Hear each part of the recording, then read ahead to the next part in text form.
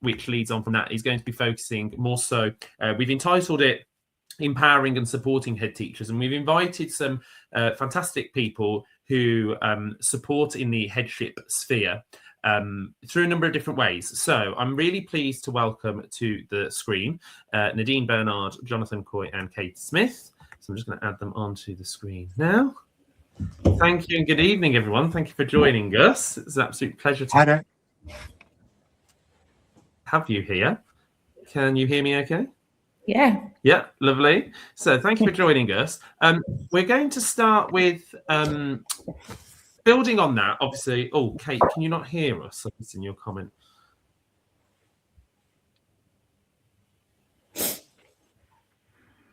Oh, I don't know whether, Kate, you might want to try coming out and coming back in, if that works. Fingers crossed. Okay, so what I think we'll do is I'll just message Kate with a sound. So this panel is all about, we've talked about the life of a head teacher, but we know there are so many people that influence that role of head teacher. We also know there are so many organizations that influence that role of head teacher, and we know that there's a lot of things that head teachers need to be successful that they don't necessarily get, and that's sort of why we've invited some of the organizations represented tonight to be part of it.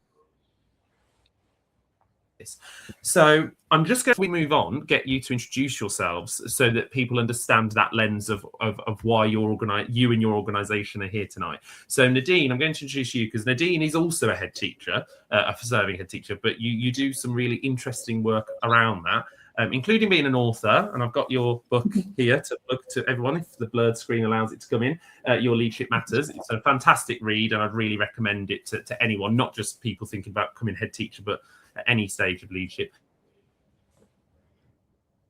So Nadine, please shout our listeners and watchers.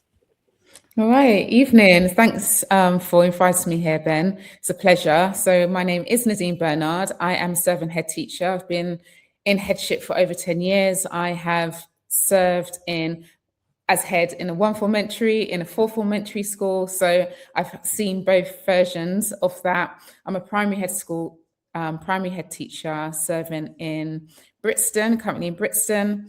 And I'm also the founder and CEO of an organisation called Aspiring Heads, where we support aspiring Black leaders into leadership positions.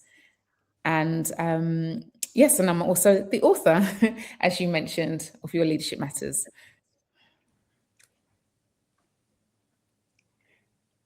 Oh, Ben, you're on mute.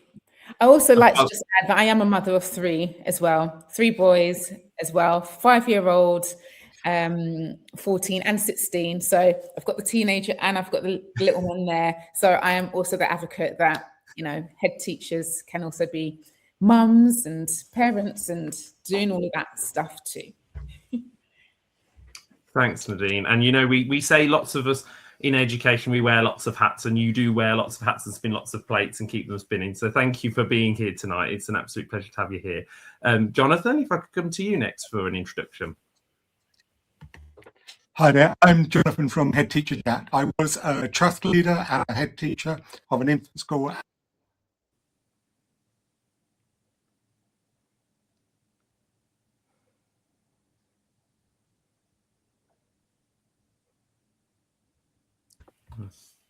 Oh, I think Jonathan may have frozen.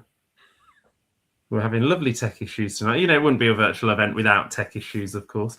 What I'll do is, Kate, if I could come to you for an introduction, and then hopefully Jonathan will come back in in that time. So thank you for going out and come back in. I'm glad that we've got the sound working. So Kate, please introduce yourself. What did I miss?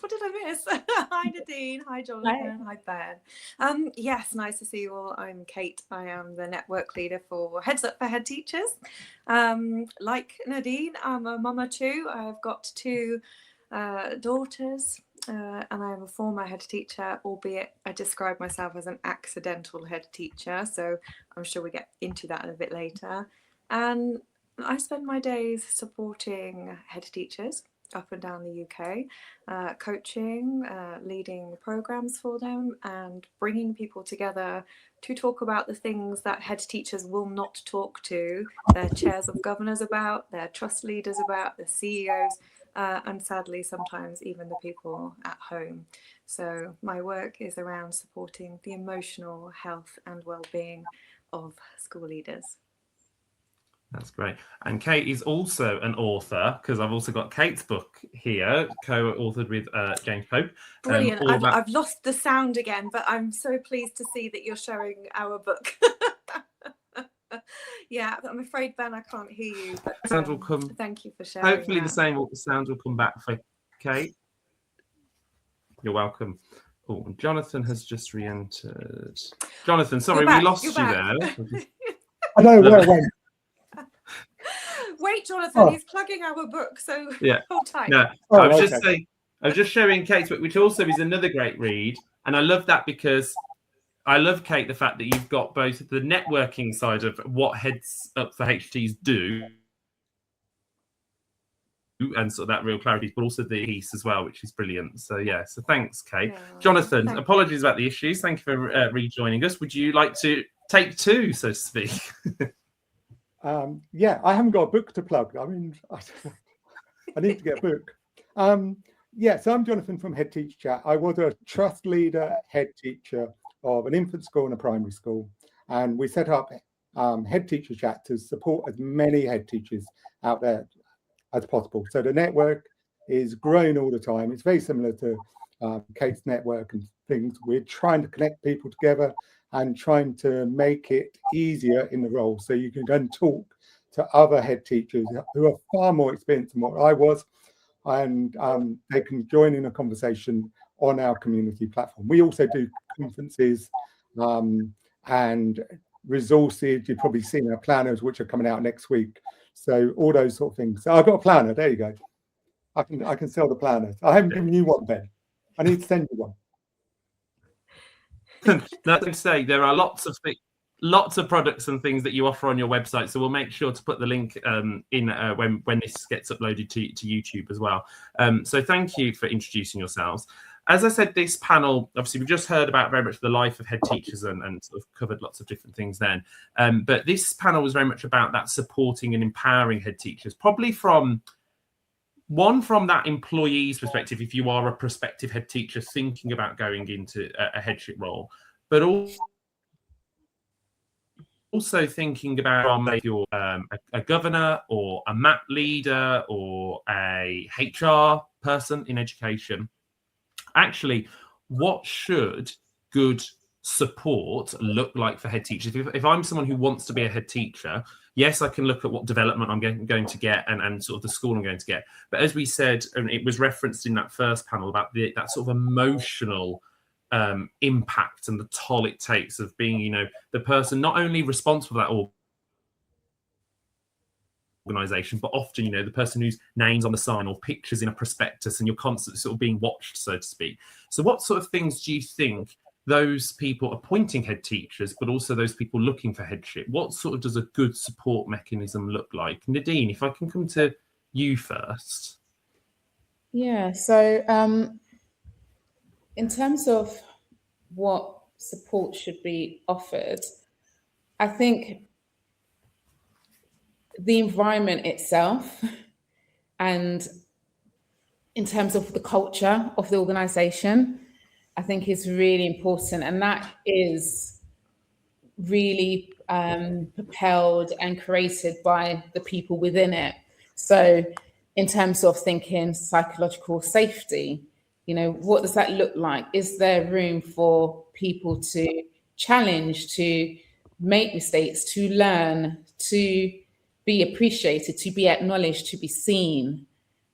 What does that, are they being intentional with ensuring that it's an inclusive environment, that there's a great sense of belonging? And how are they learning about the people that they are serving and supporting? Because people need to be, head teachers need to be seen for who they are, need to be celebrated for what they bring.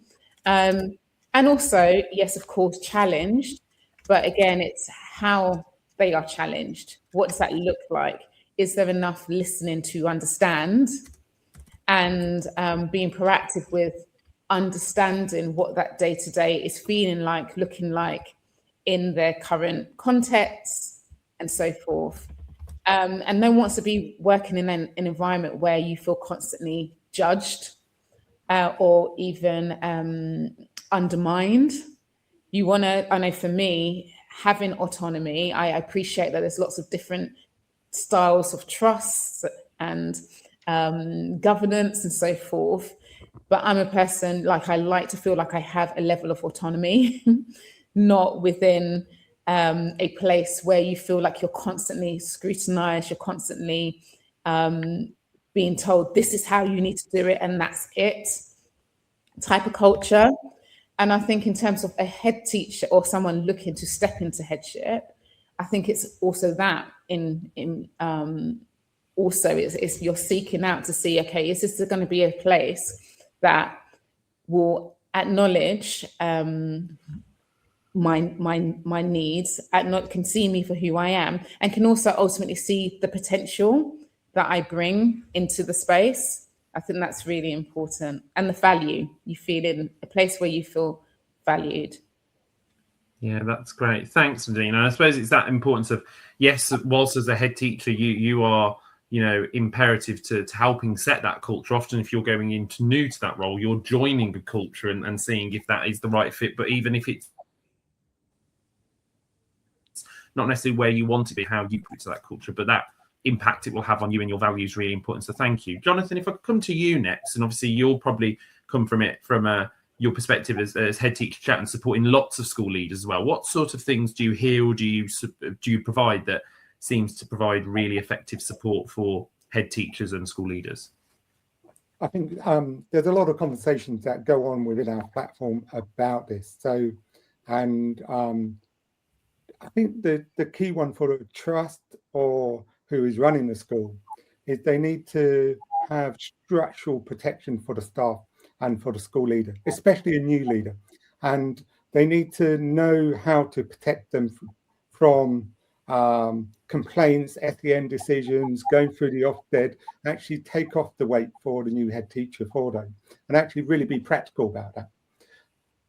The other thing that we promote quite a lot is actually a workload checking and audit the head teachers and the school leaders' workload often. So once a year, actually find out how much work they're doing, what things can be changed, what things can be adapted from that trust level, from the governor's level and things like that. I mean, the other thing, it's everything that Nadine was talking about, that belonging and that culture. We're finding also that the complaint process at the moment is so draining on school leaders. It's actually, they're getting so many more complaints because it's written on AI. They go through and they have to nominate. So for any school, you need to know actually how is the trust or the governing bodies protecting the school leaders from doing those complaints? Is there clear systems? Is there clear training? Is there clear support for them? So, and then going back to the first panel is actually supervision, coaching is essential to any new teacher, head teacher in school. They need to have a structure where they can go and talk to people and discuss what they are doing in school. You can do it with our platform. You can come and do that. There's some coaches on there that you can come and talk to at any time and things like that. But when supporting a new head teacher or new to a role head teacher, I think some of those are key points that we need to really address. Thanks, Jonathan. Really great points there. And Kate, if I may come to you now, because I know I saw you nodded along there, because I know you provide quite similar things, but also I think what's referenced in the book that comes across really well is the stories of head teachers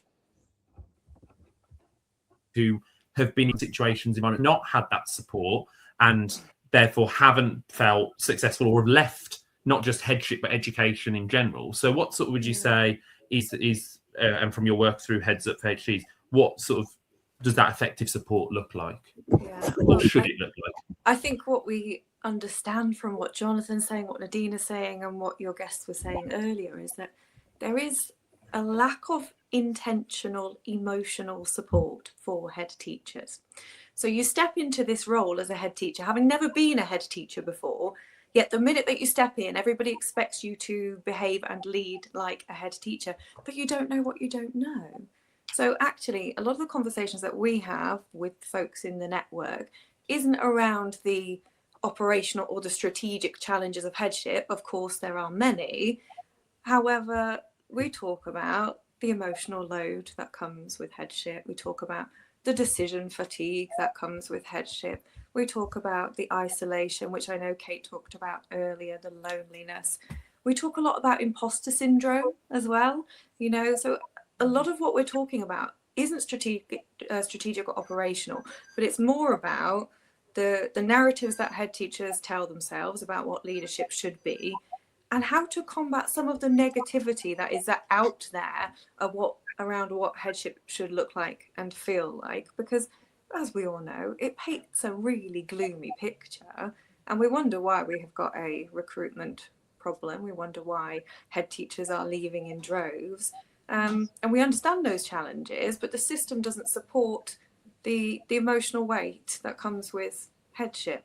So our work is predominantly in that space, working with people on how they can move from that scale of sort of sinking over here and surviving over here into a space where they're thriving. Because actually there are a lot of head teachers that love their job, that are doing it very well, and will happily say, you have the ups and downs, and it's like a relentless carousel, and every day is difficult and every day is challenging.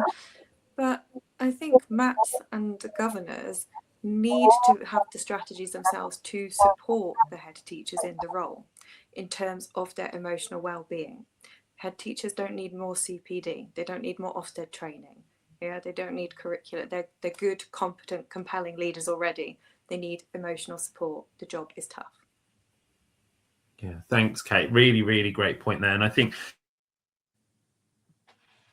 one of the points that I want to pick up on is how you mentioned there the role through that it comes across as a really negative role. Like, you know, some people can feel embarrassed to admit, I want to be a head teacher, and people are like, why do you want to do that for? Like, you sure? Like, you know, and that leads really well into my next question, which is, we know that's a rhetoric, and we know that there's that sort of message within the system and sort of outside the system, and especially with external pressures, with things like, as Jonathan said, you know, complaints and AI or other things. Is we know we've got a recruitment problem and retention problem of head teachers within the country, but also from Nadine, your work with aspiring heads, we also know actually we don't have a very diverse population of head teachers, and it's slightly getting better, but not at a rate that we feel is acceptable. So how can we make then headship and its equivalent roles, because we know it comes with other titles like head of school and principal and things like that, how can we make headship more attractive? I know we've talked about support. How can governing bodies, MATs, whoever's recruiting head teachers, how can we make it a more attractive role so other leaders want to aspire to become a head teacher and actually to lead and serve a school community? If I can go the other way around, so I'll start with you, Kate, this time, if that's okay. What could those people who are recruiting do? Yeah, I just wonder whether we need a reframe on this, because it doesn't need to be an attractive job. It needs to be a sustainable career. I think that's the reframe, isn't it? Because we don't want to pretend that it is an easy job, but we want to be realistic about the highs and the lows, the stories and the things that go well, and how it might feel to be a head teacher. Because, I mean, we learned this from the guests earlier, and we all know this on this panel from talking to other leaders. You don't feel that level of responsibility and accountability unless you're a head teacher. If you've been a Senko, a deputy assistant head teacher, fabulous, but you don't feel the same level of accountability. And sometimes that accountability is really high stakes and very often very toxic. So, you know, the reason that people are not stepping into headship, I don't think is because they are lacking any kind of ambition. I actually think they see the cost. If you've got middle leaders and senior leaders that work on your SLT, they see what it looks like to be a head teacher. And I think they're stepping back and going, I'm not sure I want that. You know, I've got daughters, I've got sons, I've got family, I care for my mum, you know, all these things that go on around us. And they're thinking, how the blooming heck can I do that and still do these other things that are important to me? So that needs to change. It doesn't need to be an attractive career. Most people that are in education are in it for the right reasons, because they loved teaching at one point or another, and, you know, so on and so forth. So they have their purpose. Just needs to be sustainable. And to make it sustainable, we've got to work at a system level, and it's got to link people together, connect people who are doing this job and talking about the realities of it, you know, what's hard about it, what you struggle with, what challenges you, what hurts you, but also what brought you joy. You know, what are you focusing on that's going well in your school? Because the system as a whole forces us into that space, doesn't it? Where what's wrong, what needs improving, your data's shocking, what are you going to do about it? That's not a great space to be in as a human being. So actually the system should help us to focus on what's going well. It doesn't. Therefore, this is why we need peer networks and coaches and supervisors and good people around us to say, okay, well, we can see we've got some things to work on there, but actually what's bringing you joy and how can you amplify that? What's going well in your school and how can we do a bit more of that? How can we support some other people in the system by talking about what's working well for us? Brilliant. I love that, Kate. I love that reframe. Yeah, definitely not an attractive role. Yeah, I bet there's lots of people who want to be head teachers or can be head teachers, but it's that sort of, yeah, that sustainability element of it that is the thing that's probably holding them back. So thank you for that reframe. That's really important. Jonathan, if I can come to you next, what do you think to I might reframe that question. How are we going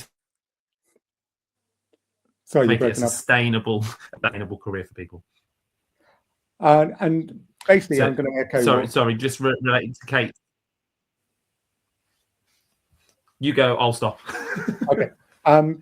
Basically, I'm going to say more or less the same what Kate was saying. It's basically the system at the moment we've got for head teachers, school leaders, is not really sustainable for them. And that basically echoes from everything that we have in our communities, is saying, actually, we don't have the sort of like the capability of is not the issue with the school leaders. It's actually within the system, you got the well-being issue.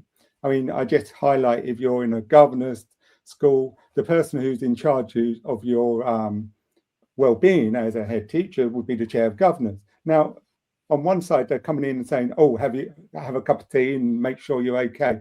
On the other side, they're going, okay, you got this in your achievements, okay, now you what are we going to do about it? And it's all echoed in this new Ofsted framework, because basically now we've got to protect school leaders more. It's becoming an interesting system that we're coming into, and actually everything that we hear in the community is actually it's harder for school leaders in this new Ofsted framework.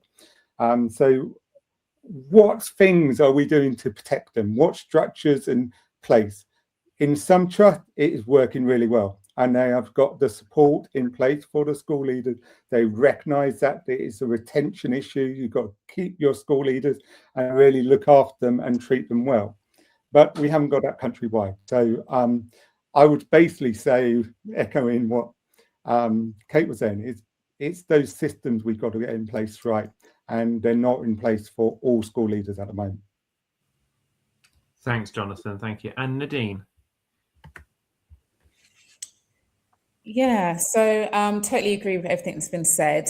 And I think I just speak from a person from the global majority perspective. And research is really clear that it's not necessarily a case that individuals don't want to be head teachers. Actually, there are a great number of global majority teachers going into the system or applying to become teachers who actually want to progress, want to elevate their careers and step into those leadership positions. But we see time and time again that they actually are being much more harshly judged than their white peers, that they're constantly feeling like they have to prove themselves, whether they're good enough, or being overlooked for positions and so forth.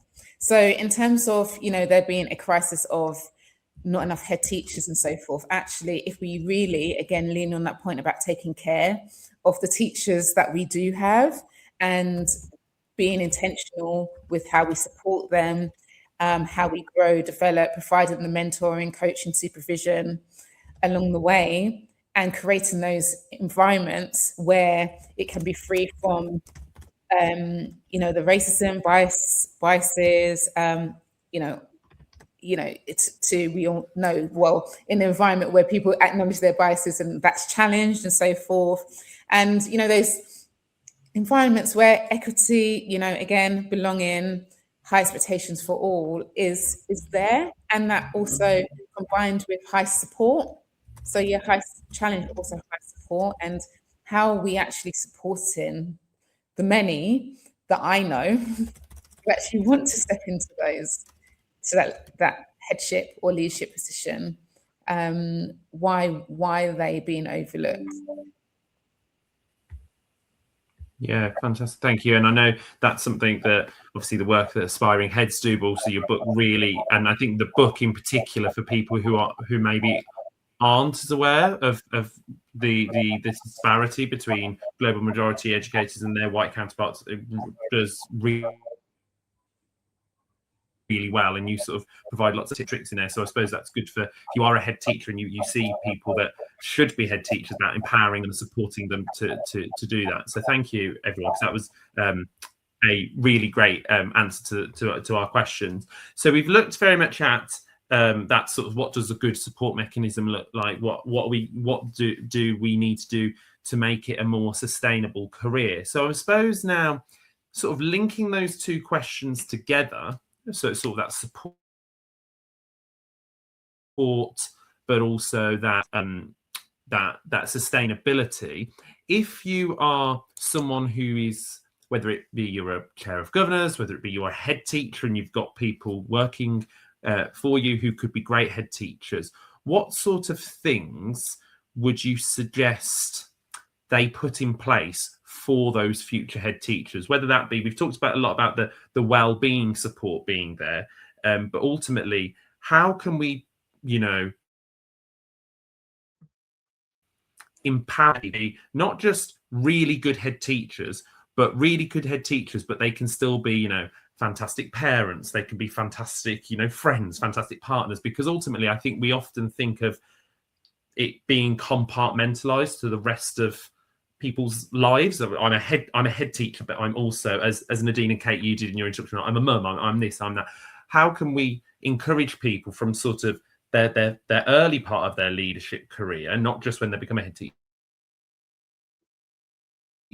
to think about that sort of well-being piece intentionally? Is probably, I suppose, the best way to think of that. So how can they intentionally shape their well-being as future leaders? Jonathan, could I come to you first, please? I think I always struggled with this one, because I'm very much I go full into the role, basically take over my life. So if I was going back into it now, it'd be basically about boundaries and actually being clear on the boundaries that you set and how you do it, and be very clear about that communication to everyone involved. So everyone has the same sort of like ideas of what is good well-being, what is good workload, and how you do it, and actually have those conversations with all staff about the workload. What is the workload? How is it? As I said earlier, it's about auditing what you've got in schools and how you make it better. So then you can have those boundaries, and then you can really concentrate on the important things. We hear too many times that sort of like head teachers are doing too many hours work. They're not looking after their family. It's a group conversation in the head teacher. We're trying to give them the boundaries so they can make it more sustainable. So yeah, it's a tricky. I'm probably not the best person to actually ask on this one. Oh, the lights have gone out with Nadine. Okay. Yeah. It's down to boundaries. You got to make sure that you're doing it. You've got to make sure you're strong on what you're doing for yourself. You're looking after your own well-being.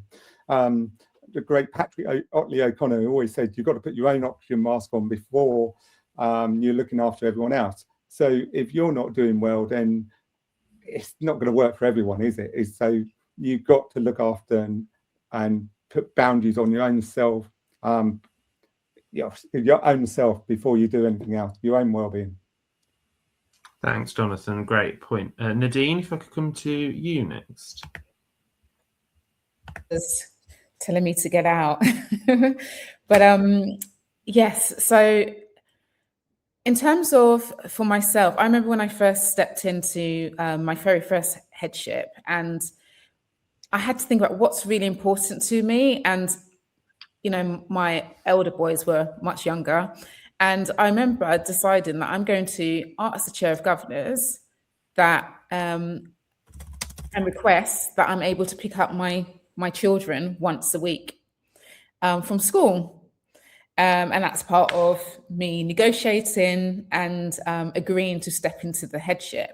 And that's what was agreed.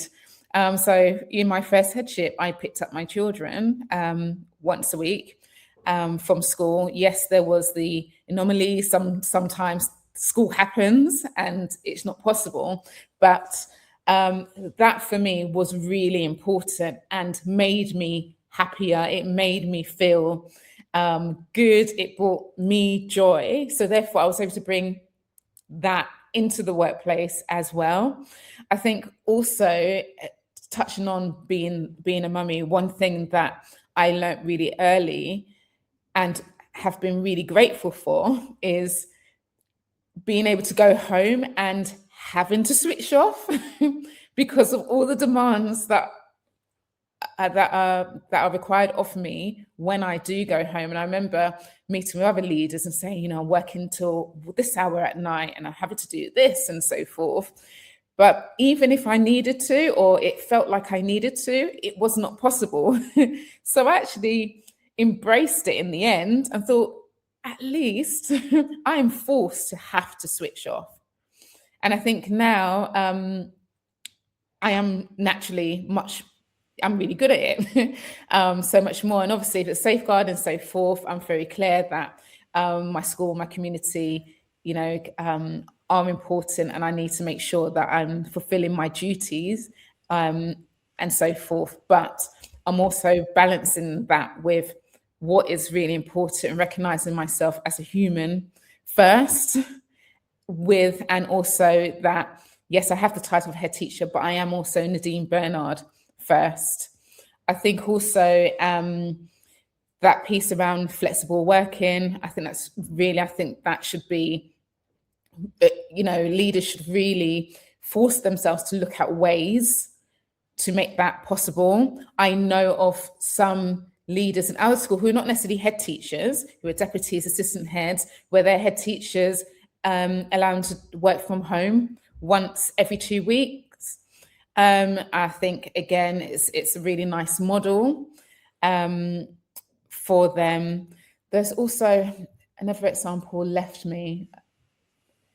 But there is, like, for example, being intentional with taking your emails off your phone because it's so tempting when it's on your phone. So I decided, I've actually got it back on my phone, but I decided for a period of time that, again, it goes back to what Jonathan said about boundaries, that actually for a season in my life, I needed to not have my emails on my phone. And so I didn't. And you quickly find out that it's not going to be the worst thing in the world that you did not open that at 9 p.m. at night. Actually, it probably sometimes just ends up disturbing your sleep because you're then thinking over it. So again, it's how you protecting your mental space, headspace as well.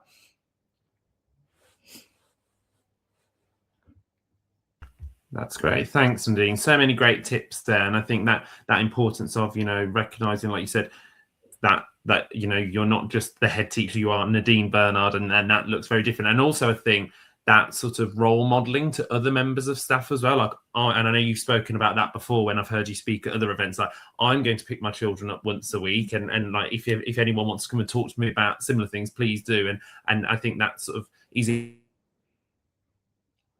important because oftentimes, like, if especially in the role of head teacher, you feel like, well, I shouldn't do that because can I allow all my staff to do that? Or equally, that sort of sense of judgment that can sometimes come from being the head teacher, like being that person always watch, like, you know, how people, oh, she's allowed to work home from like once a week, why can't I? And sort of that. So thank you for sharing that and for role modeling that to people as well. And last but by no means least, Kate, what would you say?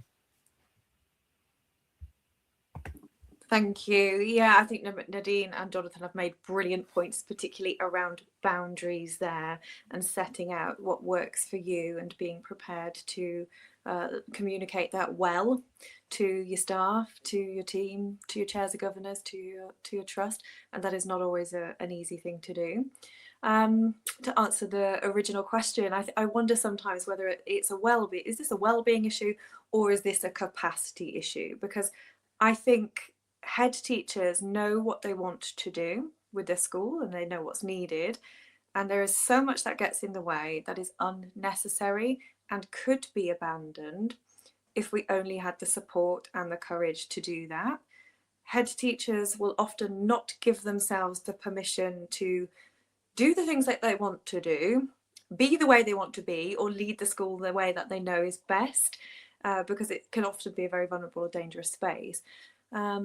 So I do think it's about capacity as well as well-being. And if I was a chair of governors or a CEO or leader in a MAT, I would be saying to the head teacher, what is it that you need with the resources that we've got so that you can thrive in your role? Yeah, it's not a problem to fix. It's a conversation to have, right? You know, if it works for Nadine to pick her children up once or twice a week, that's great. If it works for somebody else to work until 6 o'clock and they're the ones that shuts the school down at 6, then that is fine. If it works to have your emails on your phone, brilliant. If it genuinely serves you, I can't imagine that it would, but hey, you know, it's about recognizing those boundaries, isn't it? And having the CEO or the chair of governors there to support you to do that and encourage you to abandon the things that don't serve you. There's too much that happens in schools that is unnecessary. Headship has got a problem with the structure. Too much, not enough space to do it, not enough space to do those things. And I suppose lastly, if I may, you've got to remember to have an identity beyond headship as well, because I think that really impacts on the way that you show up for leading your school. The job can be consuming, and the more joy you have both in and out of school, the better you will lead your school when you're there. That's great, thank you. And what a fantastic way to finish our panel. Like I said to panel one, we could have spent a whole hour, whole day even looking at a head teacher wellbeing and empowerments. But thank you so much to the three of you, especially with the different technical issues we had at different points during that. Thank you so much. Have a lovely evening. Thank you for joining us. I'm going to